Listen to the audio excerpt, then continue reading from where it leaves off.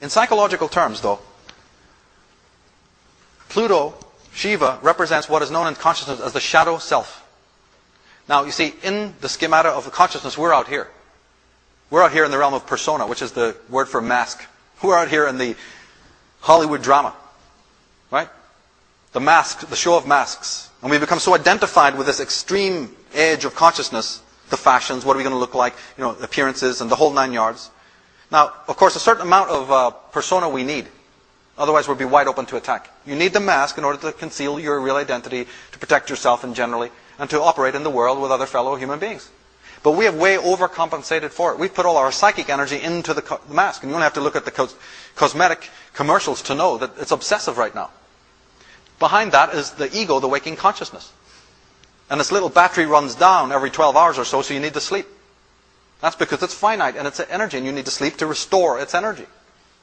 When we wake up in the morning, we have a thing called ego consciousness, ego waking consciousness. But the ego is a strange kind of thing. As I said, it's kind of young and reckless and wild, as well as very domineering. And anything that your ego or you do not like about yourself, you repress.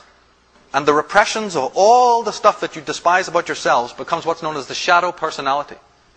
And it's kind of in the unconscious realm. It's not even in the conscious realm because you're not aware of it. It's like the director's cut of your life. See, when you're living your life and experiencing all sorts of things, you want to have the nice clips that you cut out and put them on the coffee table, the family album. But what about the backstory that's really been filmed, that footage that you hide away, that one day when you leave this planet is going to be played for you in the dark room? They're going to say, come this way. We've got something to show you. Remember all that film you stored away in the attic, meaning your unconscious mind? We're going to run you an amazing film here. This is a real slasher horror one. This is Stephen King and more. You want to see the John Carpenter, Friday the 13th, part 14? Here it is. The shadow is the repressed stuff that we don't show to the world, and we even forget. Now, for those who find it hard to understand what repression is, it's forgetting something and then forgetting that you forgot about it. It's the skeletons in the closet. And again, it's a very necessary part of the human mind. We need it to survive. It's like the dumpster. You need to throw the trash out. But we've again overcompensated. We're doing it too much. And it causes enormous psychic problems. Carl Jung said that the shadow is a moral problem that challenges the whole ego personality. For no one can become conscious of the shadow without considerable moral effort. He's talking spiritually there. He's saying that for you to be integrated, you're going to need to integrate with your shadow, because those are aspects of yourself that you've thrown away. And you're not getting to the light. See, the self, the true person, is way back here. For the hell, you can forget about the self. We're into ego world. And the ego is doing itself a disservice by constantly denying aspects of its own self. Now, you know something? There was books left out of the Bible, and it's important to start finding out why. Jesus said in the Gospel of Thomas, this is one of the great Gnostic Gospels that was thrown away, when you see your likeness, you rejoice. But when you see your images which come into existence before you, which neither die nor are made manifest, how much will you bear? Now it's very flowery language, a different language, but can you see now what is being said here? When you see your likeness, you rejoice. Meaning when you're in the persona, and you're in the world of, oh, I play the fashion game and everybody then gives me acknowledgement and I give acknowledgement, you rejoice. But when you see the primordial images which come into existence before you, but these which are neither die or are made manifest, meaning the unconscious mind, how much then will you bear? It's an old story. And the teacher, remember, the threat. You know what the teacher does? He goes, project on me. Come on, dump it on me. And we do. And the teacher's job is to take all of that. As Carlos Castaneda and other writers have shown. The teacher is he's the guy we're going to bury in the sand, as we've done so many times before. The shadow is very powerful. It is a moral problem. It destroys relationships, and it destroys the teacher relationship with the one who's receiving the teaching. Yeah, looking at who we are, that's all it's about. The only solution is to look at who we are. As Alexander Pope said, know then thyself. Presume not God to scan. The proper study of man is man. William Blake said, thine own humanity learn to adore. But Carl Jung put it this way. He said, look, people will do anything, no matter how absurd, to stop from facing their souls. Ever been outside recently? Ever turned on the TV recently? He's exactly right. People will do anything, no matter how absurd.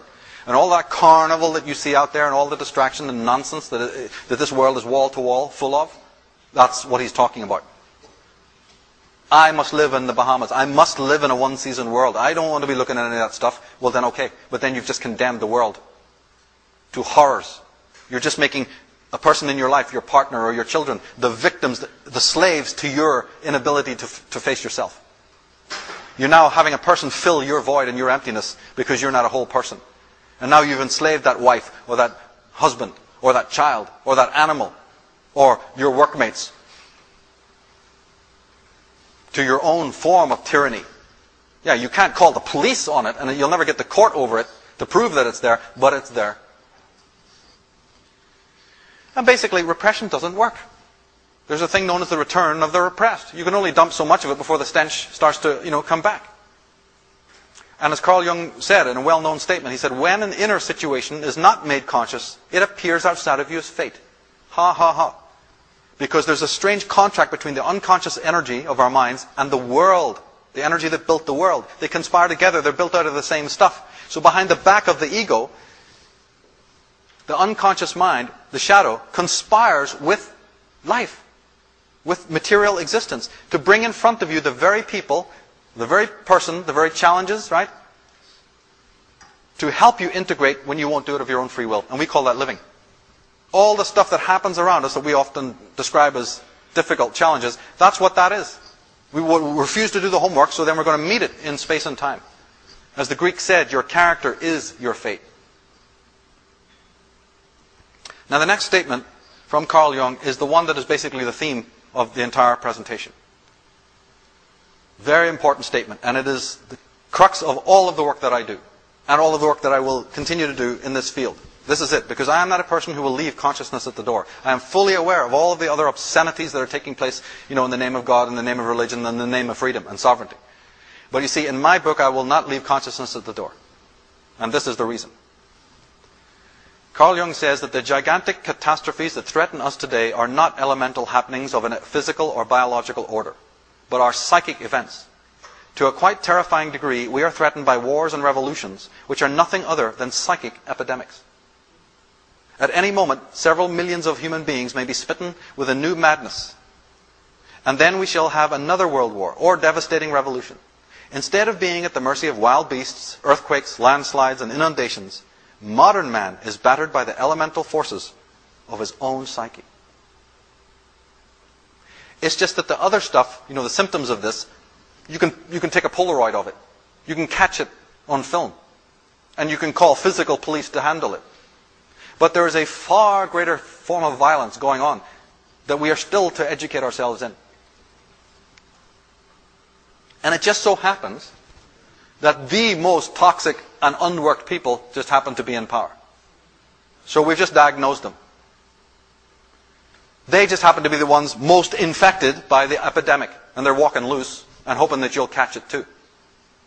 But they're not what we first think that they are. They're not just mad politicians, whatever. These are people who have an epidemic. And they happen to always rule the societies because we let them. We permit it to happen. The masses of men and women in the Western world compulsively avoid true, authentic, and psychoanalytical investigations of their natures, even with help. Particularly in regards to the so-called darker aspects of the personality, the shadow self, and so on. However, not dealing with the psyche at all proves systemically hazardous. So a compromise is required. So the ego is not stupid. It knows to continually be dumping without any integration will create total pathology. So it thinks, I'm going to get poisoned by all the stench coming from the back alley. And, we want the house to look good in the front for the neighbors. But this stench is, creeping in. People going, is there something rotting around here? So it has to find a way of coming, doing some dumping, so to speak. So a compensation had to be found. And hence the proliferation of the New Age philosophy and movement, together with its many permutations. Riddled with ego-customized shams and gimmicks, the application of its methods serve, for the most part, to merely bolster the failing ego and its drives. You create inauthentic versions of cleansing, but might do a little topical spring cleaning without going too deep. It's called religion, or New Age movement.